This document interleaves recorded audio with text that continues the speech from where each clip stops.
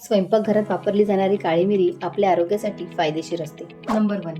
पचनक्रिया सुधारते. काळ्या मिरीमध्ये पिपरीन नावाचे संयुग असते, जे पचन संस्थेसाठी उपयुक्त ठरते. ती पचनक्रियेतील जठरातील आम्लाचे प्रमाण वाढवते आणि गॅस, कॉन्स्टिपेशन यांसारख्या त्रासापासून मुक्तता देते. नंबर 2.